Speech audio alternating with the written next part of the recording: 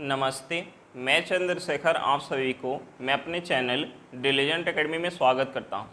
हम लोग बिहार एसएससी के लिए एक मैथ का सीरीज स्टार्ट किए थे, जिसमें हम लोग प्रत्येक दिन बिहार एसएससी में आए मैथ का प्रीवियस क्वेश्चन और उस पर आधारित मैथ का क्वेश्चन कर रहे हैं। चलिए आज उस सीरीज में हम लोग आगे की तरफ चलते हैं। इससे पहले अगर आप मेरे चैनल पर नए हो तो चैनल को सब्सक्राइब कर लें और बेल आइकन को प्रेस करना बिल्कुल ना भूलें, ताकि आपको सबसे पहले लेटेस्ट नोटिफिकेशन मिलता रहे। चलिए अब हम लोग क्वेश्चन की तरफ चलते हैं। देखिए हमारा क्वेश्चन क्या दिया हुआ है। हमारा क्वेश्चन है 6 अंकों वाली संख्या 4, 7, 9, x, y, z यदि 7, 11 और 13 से पूर्णतः विभाज्य है तो y प्लस जेड भागे x का मान बराबर है। हमसे पूछ कर रहे y प्लस जेड भागे x का मान पूछ रहे हैं। तो देखिए मान निकालने के लिए हमें सबसे पहले x, y और z का मान निकालना होगा। अब देखिए हम x, y और z का मान कैसे निकाल सकते हैं। हम इस क्वेश्चन में एक कंसेप्ट यूज करने वाले हैं। हम सबसे पहले उस कंसेप्ट को देख लेते हैं। देखिए हम किसी भी 3 अंकों की संख्या को अगर हम रिपीट करके लिखते हैं तो वह संख्या हमारी 1001 से पूरी तरीके से विभाज्य होती है। देखिए हमने मान लिया कि 3 अंकों की संख्या x, y और z है।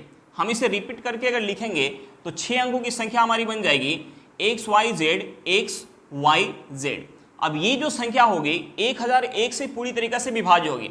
देखिए हम इसे एक बार प्रूफ करके देख लेते हैं। देखिए हम इसे क्या लिख सकते हैं। हम इसे लिख सकते हैं 1000 गुने x y z plus x y z लिख सकते हैं। अब देखिए हम इसमें से एक्स वाई जेड कॉमन ले सकते हैं। यहाँ से हमारा हो जाएगा x y z into 1000 plus यहाँ क्या बच जाएगा, 1 बच जाएगा। हम इसे ऐड करेंगे तो ये हमारा हो जाएगा एक्स वाई जेड गुने 1001। अब देखिए ये जो संख्या होगी हमारी पूरी तरीका से 1001 से विभाज्य होगी। अब देखिए इस कंसेप्ट का हम यहाँ यूज करेंगे। देखिए संख्या जो है इस क्वेश्चन में जो संख्या दिया हुआ है, संख्या किससे विभाज्य हो रही है, 7, 11 और 13 से। तो देखिए संख्या जिससे विभाज्य हो रही है हम उसका सबसे पहले एलसीएम निकालेंगे। हम यहाँ सबसे पहले एलसीएम निकालेंगे 7, 11 और 13 का। हम सबसे पहले एलसीएम निकालेंगे। तो देखिए हम यहाँ एलसीएम निकालेंगे तो इनका एलसीएम क्या हो जाएगा, 7, 11 और 13 का अगर हम एलसीएम निकालेंगे तो एलसीएम क्या हो जाएगा, एलसीएम हो जाएगा 1001। एलसीएम क्या निकल के गया, 1001 निकल के गया। अब देखिए जो संख्या 7, 11 और 13 से विभाज्य होगी इनके एलसीएम से भी पूरी तरीके से विभाज्य होगी। अब देखिए हमें क्वेश्चन में संख्या क्या दिया हुआ है, हमें क्वेश्चन में संख्या दिया हुआ है 4, 7, 9 x, y, z। ये जो संख्या है 7, 11 और 13 से विभाज्य है। इसका मतलब होगा कि ये संख्या 1001 से भी पूरी तरीके से विभाज्य होगी। अब देखिए कोई संख्या अगर 1001 से पूरी तरीके से विभाज्य है, इसका मतलब होगा कि वह संख्या 3 अंकों की संख्या को रिपीट करके लिखा गया होगा। यानी यहां से संख्या क्या हो जाएगा, यहां से संख्या हो जाएगा 4, 7, 9, 4, 7, 9। अब देखिए यहां से हमें x, y और z का वैल्यू पता चल गया। x का वैल्यू क्या हो जाएगा, 4 हो जाएगा, y का वैल्यू क्या हो जाएगा, 7 हो जाएगा और z का वैल्यू क्या हो जाएगा, 9 हो जाएगा। अब देखिए हमसे जो मान पूछ रहा है हम वहाँ x, y और z का वैल्यू पुट करेंगे। यहाँ हम वैल्यू पुट करेंगे तो हमसे पूछ रहा है y प्लस z। y कितना है, y है 7, z कितना है 9। 7 प्लस 9 करेंगे ये हमारा कितना हो जाएगा, 16 हो जाएगा भागे x कितना है, 4 है। अब देखिए 16 में 4 से अगर हम भाग करेंगे तो ये हमारा कितना हो जाएगा, 4 हो जाएगा। यानी यहां से हमारा आंसर क्या निकल के आ गया, आंसर हमारा 4 निकल के आ गया। चलिए क्वेश्चन समझ में आ गया होगा, नेक्स्ट क्वेश्चन पे चलते हैं। देखिए हमारा क्वेश्चन क्या दिया हुआ है। हमारा क्वेश्चन है 5 अंक की संख्या 32,054 संख्या 11 से विभाज्य है। यदि अंकों को आरोही क्रम में पुनः व्यवस्थित किया जाए तो नई संख्या निम्न में से किस संख्या से विभाज्य होगी। हमें यहाँ 4 ऑप्शन दिया हुआ है। अब देखिए हमें क्वेश्चन में संख्या क्या दिया हुआ है, हमें क्वेश्चन में संख्या दिया हुआ है 32,054। अब देखिए इसके अंकों को अगर हम आरोही क्रम में यानी बढ़ते क्रम में लिखेंगे तो देखिए यहाँ सबसे छोटा क्या है, 0 है। उसके बाद क्या है, 2 है। उसके बाद क्या है, 3 है। उसके बाद क्या है, 4 है। उसके बाद क्या है, 5 है। यानी यहाँ से नई संख्या क्या हो जाएगी, यहाँ से नई संख्या क्या हो जाएगी, नई संख्या हो जाएगी 0, 2, 3, 4, 5। यानी नई संख्या हो जाएगी 2345। अब देखिए हमसे पूछ रहे हैं कि नई संख्या निम्न में से किस संख्या से विभाज्य होगी। अब देखिए ऑप्शन ए में हमें क्या दिया, 3 दिया हुआ है। ऑप्शन ए में क्या दिया, 3 दिया है। तो देखिए 3 से विभाज्यता का नियम क्या होता है, 3 से विभाज्यता का नियम होता है कि संख्या के अंकों का योग अगर 3 से विभाज्य है तो वह संख्या हमारी 3 से विभाज्य होगी। तो देखिए यहाँ अगर हम अंकों का योग निकालेंगे तो ये हमारा हो जाएगा 5, 5 प्लस 5 कितना हो जाएगा 10, 10 प्लस 4 कितना हो जाएगा 14, 14 3 से विभाज्य नहीं होगा, यानी ये संख्या हमारी 3 से विभाज्य नहीं होगी। उसके बाद ऑप्शन बी में क्या है, 11 है। देखिए 11 का विभाज्यता का नियम होता है कि एक एक अंक छोड़ के हम ऐड करते हैं और जो शेष अंक बच जाता है उसे ऐड करते हैं, और उन दोनों का डिफरेंस या तो हमारा 0 हो या हमारा 11 हो तो वह संख्या 11 से पूर्णतः विभाज्य होती है। तो देखिए यहाँ एक एक अंक छोड़ के ऐड करेंगे तो ये हमारा हो जाएगा 0 प्लस 3 3 हो जाएगा, 3 प्लस 5 कितना हो जाएगा 8 हो जाएगा, और इसे ऐड करेंगे तो हमारा कितना हो जाएगा 6 हो जाएगा। 8 और 6 का डिफरेंस हमारा 0 या हमारा 11 नहीं होगा, यानी 11 से विभाज्य नहीं होगा। ऑप्शन बी हमारा आंसर नहीं होगा। अब देखिए ऑप्शन सी क्या है, 5 है। देखिए 5 से विभाज्यता का नियम क्या होता है कि संख्या का अंतिम अंक या तो हमारा 0 हो या हमारा 5 हो तो वह संख्या हमारी 5 से पूरी तरीके से विभाज्य होती है। देखिए यहाँ अंतिम अंक क्या है, 5 है, यानी ये हमारा 5 से विभाज्य होगा। अब देखिए डी एक बार चेक कर लेते हैं, डी में क्या है 2 है। 2 से विभाज्यता का नियम क्या होता है कि संख्या का अंतिम अंक हमारा सम संख्या होना चाहिए। तो देखिए ये हमारा अंतिम अंक जो है वो सम संख्या नहीं है, यानी 2 से विभाज्य नहीं होगा, यानी यहाँ से हमारा सही आंसर क्या निकल के आ गया, ऑप्शन सी, यानी ये नई संख्या जो है वो 5 से पूरी तरीके से विभाज्य होगी। हमारा आंसर क्या निकल के आ गया, 5 निकल के आ गया। चलिए क्वेश्चन समझ में आ गया होगा, नेक्स्ट क्वेश्चन पे चलते हैं। हमारा क्वेश्चन क्या दिया हुआ है, हमारा क्वेश्चन है 80 सेंटीमीटर, 90 सेंटीमीटर और 112 सेंटीमीटर लंबाइयों का एलसीएम क्या है। हमसे पूछ के रहे, एलसीएम पूछ रहे। अब देखिए हमें क्वेश्चन में लंबाई क्या दिया है, हमें क्वेश्चन में लंबाई दिया हुआ है 80 सेंटीमीटर, दूसरा हमें दिया हुआ है 90 सेंटीमीटर, तीसरा हमें क्या दिया, तीसरा हमें दिया हुआ है 112 सेंटीमीटर, और हमसे पूछ क्या रहे, हमसे पूछ रहे एलसीएम, हमसे पूछ क्या रहे एलसीएम पूछ रहे। तो देखिए एलसीएम निकालने के लिए हम सबसे पहले क्या करते हैं, सबसे पहले सबसे बड़े नंबर का फैक्टर करते हैं। तो देखिए यहाँ सबसे बड़ा क्या है, यहाँ सबसे बड़ा है 112, यानी हम सबसे पहले 112 का फैक्टर करेंगे। तो देखिए 112 को हम क्या लिख सकते हैं, 16 गुने 7, यानी फैक्टर हमारा हो जाएगा 2 गुने 2 गुने 2 गुने 2 गुने 7 हो जाएगा। अब देखिए उसके बाद क्या है 90 है। तो देखिए हम 90 को क्या लिख सकते हैं, हम 90 को लिख सकते हैं 3 गुने 3 गुने 5 गुने 2। अब देखिए 2 है, हमें क्या लेना होगा, हमें लेना होगा 3 गुने 3 गुने 5 लेना होगा। उसके बाद क्या है 80 है। तो देखिए हम 80 को क्या लिख सकते हैं, 16 गुने 5, ये हमारा क्या है 16 है और 5 है। अब देखिए 16 और 5 है तो हम यहाँ गुना करेंगे तो हमारा क्या निकल के आ जाएगा, इनका हमारा एलसीएम निकल के आ जाएगा। देखिए गुना करेंगे तो ये हमारा क्या हो जाएगा, ये हमारा हो जाएगा 16 गुने 7 112, ये हमारा हो जाएगा 112 गुने, ये हमारा हो जाएगा 9 गुने, ये हमारा हो जाएगा 3 गुने 3 9 हो जाएगा गुने 5 हो जाएगा। अब देखिए 112 में अगर हम 5 से गुना करेंगे तो ये हमारा क्या हो जाएगा, ये हमारा हो जाएगा 560 गुने 9। अब देखिए 560 में अगर हम 9 से गुना करेंगे तो ये हमारा हो जाएगा 0, 54 के 4 हाथ में 5, 45 और 5 कितना हो जाएगा 50 हो जाएगा। यानी यहाँ से हमारा एलसीएम क्या निकल के आ गया, एलसीएम निकल के आ गया 5040 सेंटीमीटर। हमारा आंसर क्या निकल के आ गया 5040 सेंटीमीटर। चलिए क्वेश्चन समझ में आ गया होगा, नेक्स्ट क्वेश्चन पे चलते हैं। देखिए हमारा क्वेश्चन क्या दिया हुआ है, हमारा क्वेश्चन है उस न्यूनतम संख्या के अंकों का योग क्या है जिसे 15, 18 और 27 से भाग देने पर प्रत्येक स्थिति में शेषफल 9 प्राप्त होता है एवं वह संख्या 11 से पूर्णतः विभाज्य है। हमसे पूछ के रहे संख्या के अंकों का योग पूछ रहे। तो देखिए संख्या के अंकों का योग निकालने के लिए हमें सबसे पहले संख्या निकालना होगा। अब देखिए हम संख्या कैसे निकाल सकते हैं, संख्या निकालने के लिए हम क्या करेंगे, संख्या को जिससे विभाजित करें हम उसका एलसीएम निकालेंगे। देखिए हम संख्या को विभाजित किससे करें, 15, 18 और 27 से। तो हम सबसे पहले 15, 18, 27 का हम एलसीएम निकालेंगे।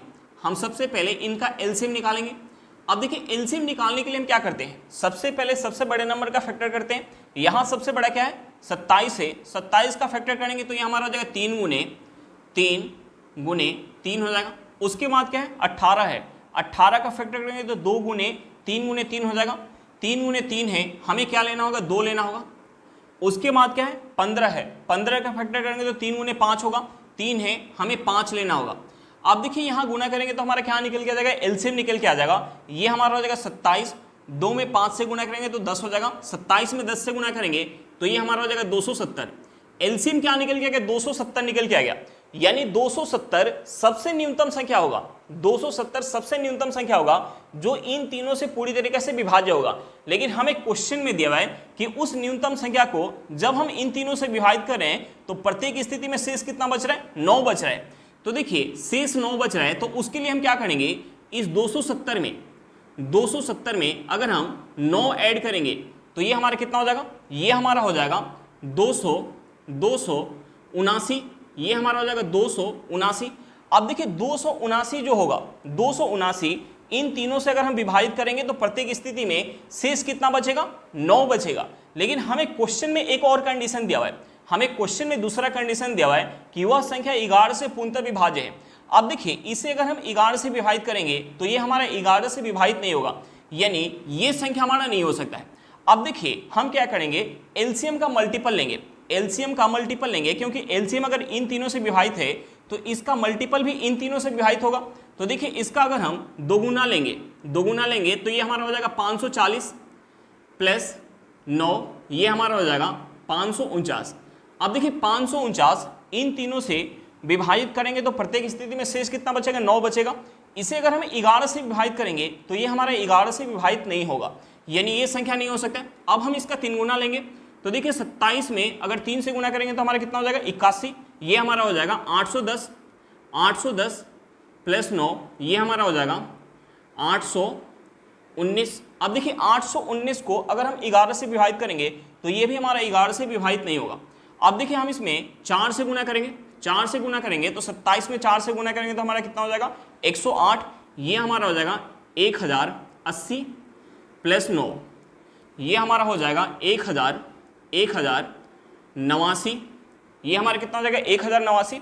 अब देखिए 1089 को अगर हम 11 से विभाजित करेंगे तो ये हमारा 11 से विभाजित हो जाएगा, यानी यहां से हमें सबसे न्यूनतम संख्या पता चल गया, जिसे अगर हम 15, 18 और 27 से विभाजित करेंगे तो प्रत्येक स्थिति में शेष कितना बचेगा, 9 बचेगा। और उसे जब हम 11 से विभाजित करेंगे तो ये हमारा पूरी तरीके से विभाजित होगा, यानी संख्या हमारा क्या निकल के आ गया, संख्या निकल के आ गया 1089। और हमसे पूछ कह रहे अंकों का योग, हमसे पूछ रहे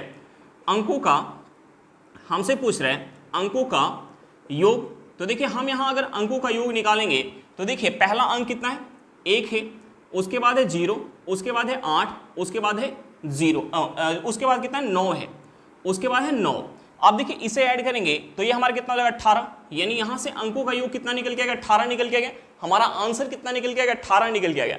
चलिए क्वेश्चन समझ में आ गया होगा, नेक्स्ट क्वेश्चन पे चलते हैं। देखिए हमारा क्वेश्चन क्या दिया हुआ है, हमारा क्वेश्चन है 20 आमों और 15 सेवों की पेटियों के संग्रह का औसत वजन 30 केजी है।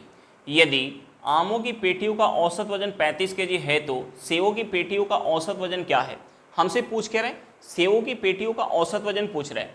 अब देखिए हमें क्वेश्चन में आमों की पेटियों का संख्या कितना दिया, आमों की पेटियों का संख्या दिया 20 और सेवों की पेटियों का हमें संख्या कितना दिया, 15 दिया हुआ है। अब देखिए हमें संख्या दिया हुआ है तो हम यहाँ से संख्या का रेशियो निकाल सकते हैं। अब देखिए हमें क्वेश्चन में और क्या दिया हुआ है, हमें क्वेश्चन में दिया हुआ है यदि आमों की पेटियों का औसत वजन 35 केजी है, आमों के पेटियों का औसत वजन कितना है, 35 केजी है, और दोनों के संग्रह का औसत वजन कितना है, 30 केजी है। दोनों के संग्रह का औसत वजन कितना है, 30 केजी है। तो हमसे पूछ क्या रहे हैं, सेवों की पेटियों का हमसे औसत वजन पूछ रहे हैं, सेवों की पेटियों का औसत वजन पूछ रहे हैं। अब देखिए अगर हमें सेवों की पेटियों का औसत वजन पता होता तो हम यहाँ एलिगेशन लगाते तो जो हमारा नीचे रेशियो निकल के आता, रेशियो किसका निकल के आता, संख्या का। क्योंकि हम औसत वजन कैसे निकालते, औसत वजन निकालने के लिए वजन का योग करके उनके संख्या से भाग देते तो हमारा औसत वजन निकल के आता है। यानी यहाँ बट्टे में क्या है, संख्या है, यानी हम यहाँ एलिगेशन लगाएंगे तो जो हमारे नीचे रेशियो निकल के आएगा, रेशियो किसका निकल के आएगा, संख्या का रेशियो निकल के आएगा। और हमें क्वेश्चन में संख्या दिया हुआ है तो हम यहाँ से संख्या का रेशियो निकाल सकते हैं। अब देखिए जब हम एलिगेशन लगाते हैं तो जो हमारा बीच में होता है वो एक से बड़ा होता है तो दूसरे से छोटा होता है। अब देखिए ये 35 से क्या है, छोटा है, यानी यहाँ जो वैल्यू होगा उससे क्या होगा, बड़ा होगा। 35 से क्या है, छोटा है, यानी यहाँ जो वैल्यू होगा उससे क्या होगा, बड़ा होगा। अब देखिए हम एलिगेशन लगाते हैं तो बड़े में से हम छोटे को माइनस करते हैं, बड़े में से छोटे को माइनस करते हैं। अब देखिए 35 में से 30 माइनस करेंगे तो ये हमारा क्या हो जाएगा, 5 हो जाएगा। अब देखिए यहां हमारा रेशियो में क्या निकल गया है, 5 यूनिट निकल गया है, और संख्या में क्या दिया, 15 दिया हुआ है। यानी हम इसका कितना गुना लेंगे, हम इसका कितना गुना लेंगे कि हमारा 5 यूनिट निकल जाएगा, तो हम इसका 1/3 लेंगे तो ये हमारा क्या हो जाएगा, 5 हो जाएगा। अब देखिए अगर हम इस साइड 1/3 से गुना करें तो हमें इस साइड भी 1/3 से गुना करना होगा। तो देखिए हम यहाँ अगर 1/3 से गुना करेंगे तो ये हमारा क्या हो जाएगा, ये हमारा हो जाएगा 20/3 हो जाएगा। अब देखिए यहाँ वाला जो वैल्यू होगा वो 30 से क्या होगा, छोटा होगा, यानी हम इस 30 में से 20/3 माइनस करेंगे तो यहाँ वाला वैल्यू निकल के आ जाएगा। यहाँ से हमारा क्या हो जाएगा, यहाँ से हमारा हो जाएगा 30 माइनस का ये हमारा हो जाएगा 20/3। अब देखिए माइनस करेंगे तो ये हमारा क्या हो जाएगा, ये हमारा हो जाएगा 70/3 kg, यानी यहाँ वाला जो वैल्यू होगा वो हमारा क्या निकल गया, 70/3 kg, यानी सेवों की पेटियों का औसत वजन क्या निकल गया, 70/3 kg निकल के आ गया। हमारा आंसर क्या निकल गया, 70/3 kg। चलिए क्वेश्चन समझ में आ गया हुआ, नेक्स्ट क्वेश्चन पे चलते हैं। क्वेश्चन क्या दिया हुआ है, हमारा क्वेश्चन है 9 पारियों के बाद रमन का एक निश्चित औसत था। 10वीं पारी में वह 100 रन बनाता है जिससे उसका औसत 8 रन बढ़ जाता है। उसका नया औसत क्या है, हमसे पूछ के रहे, नया औसत पूछ रहे। अब देखिए हमने मान लिया कि 9 पारी का जो औसत रन है वो 100 रन है। 9 पारी का औसत रन क्या है, 100 रन है। अब देखिए 10वीं पारी में 100 रन बना रहा है, 10वीं पारी में 100 रन बना रहा है, जिसके कारण सभी पारियों का औसत रन जो है, यानी 10 पारियों का औसत रन 8 रन से बढ़ जा रहा है। यानी 10 पारी का अब नया औसत क्या हो जाएगा, x + 8 हो जाएगा। और हमसे पूछ क्या रहे, उसका नया औसत पूछ रहे। अब देखिए औसत जो है x + 8 करने के लिए अपने लिए उस 100 रन में से 8 रन रख रहा है। बाकी के 9 पारियों को x से x + 8 करने के लिए 8 रन दिया होगा, यानी बाकी के 9 पारियों को 100 रन में से कितना दिया होगा, 9 × 8 रन। तो देखिए इस 100 में से अगर हम माइनस करेंगे 9 × 8 तो यहां से हमारा क्या निकल के आ जाएगा, नया औसत निकल के आ जाएगा। देखिए हम यहां माइनस करेंगे 9 × 8 कितना हो जाएगा, 72 माइनस करेंगे 100 में से तो ये हमारा कितना हो जाएगा, 28 हो जाएगा। यानी यहां से हमारा नया औसत x + 8 का वैल्यू क्या निकल गया, 28 निकल गया। यानी पहले जो है 9 पारी का औसत रन 20 रन होगा, तो 10वीं पारी में जब 100 रन बनाया होगा तो उसका औसत रन कितना हो गया, 28 हो गया। हमारा आंसर कितना निकल गया, 28 निकल गया। चलिए क्वेश्चन समझ में आ गया, नेक्स्ट क्वेश्चन पे चलते हैं। हमारा क्वेश्चन क्या दिया हुआ है, हमारा क्वेश्चन है 14, 21, 28 का चतुर्थानुपाती क्या होगा। हमसे पूछ क्या रहे, चतुर्थानुपाती पूछ रहे। अब देखिए हमसे पूछ रहे हैं 14, 21, 28 का चतुर्थानुपाती। तो देखिए हमने मान लिया कि इनका चतुर्थानुपाती जो है वो 1 से। अब देखिए ये चारों समानुपात में है, इसका मतलब होगा कि इन दोनों का जो रेशियो होगा और इन दोनों का जो रेशियो होगा वो आपस में क्या होगा, बराबर होगा। यानी हम यहाँ से लिख सकते हैं 14/21 = 28/x। अब देखिए हम इस इक्वेशन से x का वैल्यू यानी चतुर्थानुपाती निकाल सकते हैं। देखिए 14 से 28 को काटेंगे, ये कितने बार में जाएगा, 2 बार में। हम यहाँ क्रॉस गुना करेंगे तो यहाँ से हमारा x = क्या हो जाएगा, 42 हो जाएगा। यानी चतुर्थानुपाती क्या निकल के आ गया, 42 निकल के आ गया। हमारा आंसर क्या निकल के आ गया, 42 निकल के आ गया। चलिए क्वेश्चन समझ में आ गया होगा, नेक्स्ट क्वेश्चन पे चलते हैं। हमारा क्वेश्चन क्या दिया हुआ है, हमारा क्वेश्चन है A, B और C ने 2:3:5 के अनुपात में अपनी अपनी पूंजी का निवेश किया। उन माहों की संख्या का अनुपात जिस अवधि के लिए A, B और C ने निवेश किया 4:2:3 है। यदि C का लाभांश A के लाभांश से 14,700 रुपये अधिक हो तो B का लाभांश है। हमसे पूछ के रहे, B का लाभांश पूछ रहे। अब देखिए मैं क्वेश्चन में क्या दिया, हमें क्वेश्चन में A, B और C के हमें पूंजी का रेशियो दिया है। हमें क्वेश्चन में पूंजी का रेशियो कितना दिया, पूंजी का रेशियो दिया हुआ है 2:3:5 दिया हुआ है। और हमें क्वेश्चन में क्या दिया, हमें क्वेश्चन में समय का रेशियो दिया हुआ है। हमें समय का रेशियो कितना दिया, समय का रेशियो दिया 4:2:3 दिया हुआ है। अब देखिए हमें पूंजी और समय का रेशियो दिया हुआ है, तो हम यहाँ से लाभ का रेशियो निकाल सकते हैं। लाभ का रेशियो निकालने के लिए हम क्या करते हैं, पूंजी के रेशियो में समय के रेशियो से गुणा करते हैं। तो देखिए हम यहाँ से लाभ का रेशियो निकालेंगे तो लाभ का रेशियो क्या हो जाएगा, लाभ का रेशियो निकालने के लिए पूंजी के रेशियो में समय के रेशियो से गुणा करेंगे तो ये हमारा हो जाएगा 8:6:5 15 हो जाएगा। अब देखिए यहां से हमारा लाभ का रेशियो निकल के आ गया और हमें क्वेश्चन में दिया हुआ है कि यदि C का लाभांश A के लाभांश से 14,700 रुपया अधिक हो तो B का लाभांश है।